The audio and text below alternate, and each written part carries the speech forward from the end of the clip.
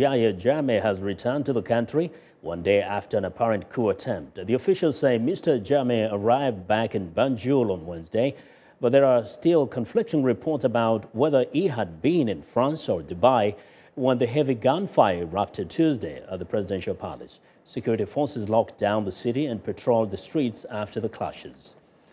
Well, now, the U.S.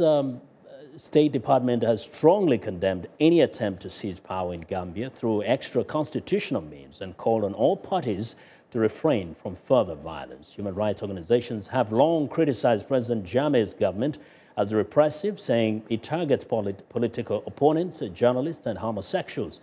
Joining us live via Skype from Atlanta, Georgia, for more perspective on the story is Jammeh of the Gambia Association of Peace and Reconciliation. Mr. Tamsir, first, give me a sense of, did you get the feel that this was a serious attempt, actually, at a coup?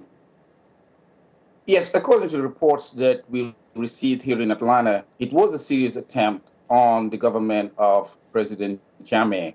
And frankly, it came as no surprise to anybody, because it seems as if every democratic and legal venue of bringing about change in the Gambia has been locked down by the manner in which Mr. Jammeh governs the country. And people are forced to look for other ways in which, quote unquote, liberate themselves. So as much as we do condemn any attempt to take over power through unconstitutional means, I think the international community is about time to help Gambians make sure that the legal and constitutional means are free and fair and open to all who may wish to participate in the political process. Now, we know that he has won several elections ever since he took over power in 1994. But now, what is the best approach? What are the issues and what do the Gambians want, those who are at least in the opposition? Frankly, the views of the opposition parties in the Gambia is shared by just about any Gambian, whether they're active in political life or not.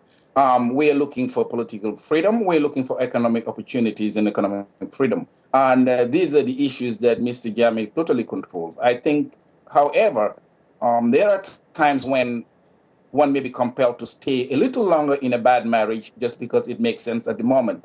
And frankly, we are of the position now that the issue is not really to remove Mr. Jammeh from power, but rather to bring him to a table in which we will review the manner in which Gambia is being governed and start working together towards better governance. And then, well, it doesn't look like he's planning for that. He says he's going to be in power for billions of years. What gives him that kind of confidence?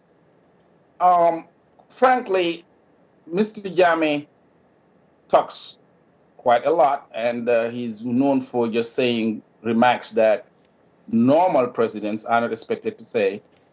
And we are not looking into that seriously, that kind of I'll be in power for a billion years. I mean, we need to go out to some kind of table, sit down and talk to one another. Every Gambian right now should clench their fist and be prepared to shake hands and try to forge a way forward, because the manner in which the nation is heading, it's not going to produce any winners. Oh, Tamsir, thank you very much for giving us your perspectives.